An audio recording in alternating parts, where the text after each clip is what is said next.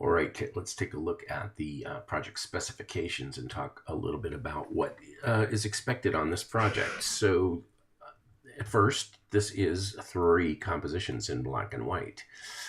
And so, this is really your first foray into the real world of design. Basically, what you're going to be doing is playing around with concepts that constitute or that are really the kind of the rules, I guess, or just the basic concepts of visual organization. And so you will use your creativity and your intuition. This is something, again, that I'm trying to get you to develop your eye for design. And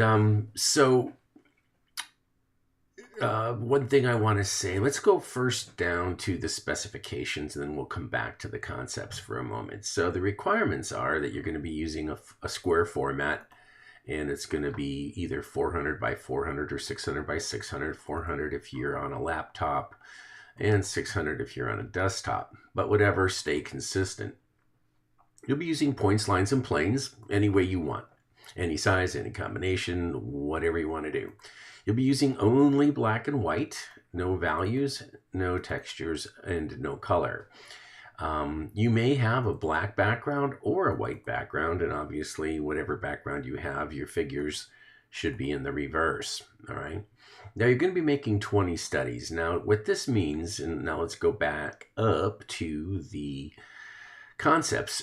What I would like you to do is I would like you to, let's see, I'm looking for where it says that. There it is. Okay. Obviously, for part 1, you're going to just study this stuff, right? You're going to just kind of look at it and read the book and figure out what's going on, look at the samples, all that good stuff. You'll be using points, lines, and planes, and you will execute 3 final compositions. Okay, each composition will focus on one of the principles of the above list. So you might pick concentration, similarity, and space, something like that. The goal of each composition is to illustrate that specific principle as clearly as possible. Remember from the book that the principles often have overlapping characteristics, and so you may do concentration, but it might also look like perhaps gradation or something. So just remember that it may or it may not be, crystal clear what you're doing, and just make your best call. Okay. So again, creativity and intuition.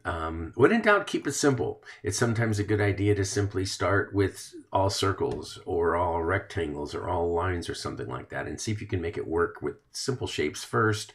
And then if you feel like making it more complex, that is an option for you. So when I say creating at least 20 studies, let's look at our 3 concepts. Okay, so we are going to say similarity, radiation, and contrast. Those are our 3. All right, so if you're doing 20 studies, I would actually start with, say, 4 or possibly even 5, and then we'll eliminate the least successful. So let's say we start with 4: anomaly, gradation, concentration, and contrast. Okay, so you're going to do, say, 5 studies of each of those ones. So that's going to give you 20 studies. So what you're going to do here is you're not going to come up with 5 different compositions for anomaly. You're going to pick one. You're going to start with one, and you're going to do 5 iterations. So you're basically going to keep working that one composition until you get to the point where you think it's either done or you're tired of it or it fell apart or whatever.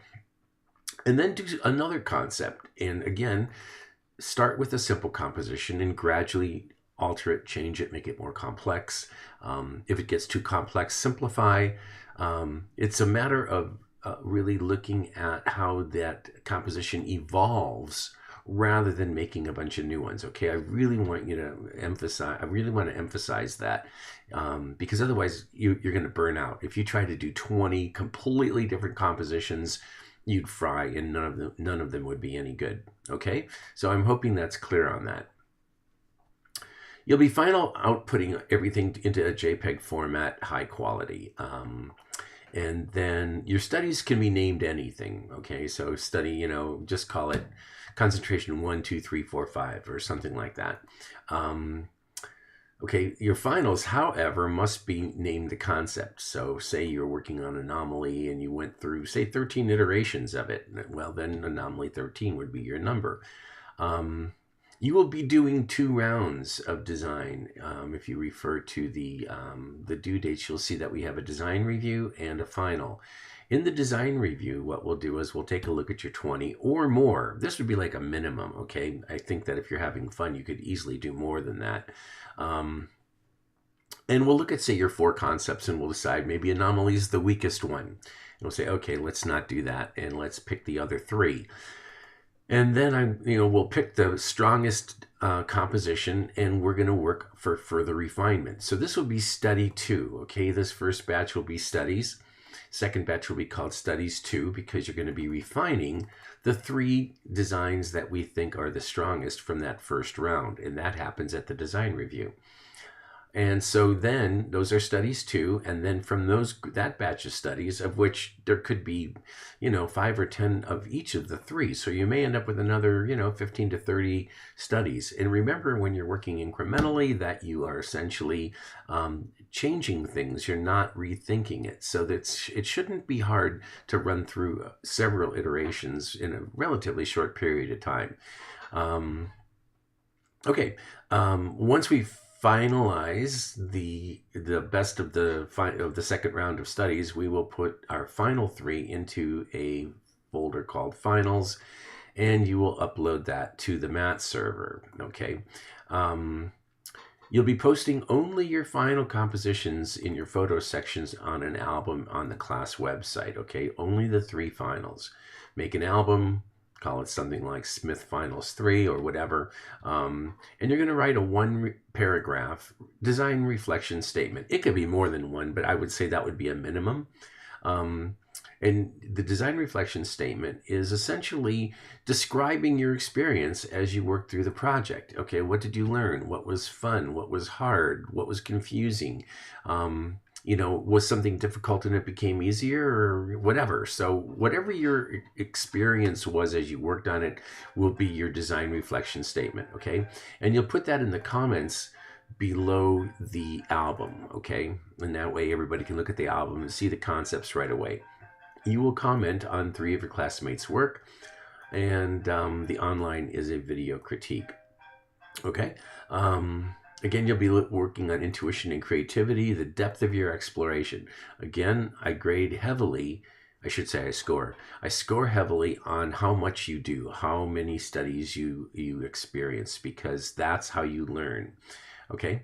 You'll be also evaluated on how well your design concepts were incorporated. Overall, the final designs, regardless of whether you got the concept right or wrong, or you forgot to name them or whatever, the overall success of the design, just basically how effective is it in terms of moving your eye around the composition. That's that. And then, of course, following the project requirements, did you do all this stuff up here? Okay. You'll find the master schedule here. You will find a more detailed schedule on the class website, and you'll be referring to the online resources, which is that's where you're here right now, and then the ebook Graphic Design in 2 Years, Chapter 2. All right, so those are the specs for this project. Again, if you have any questions, put them in the discussion forum, and this should be a really fun project. So have some fun.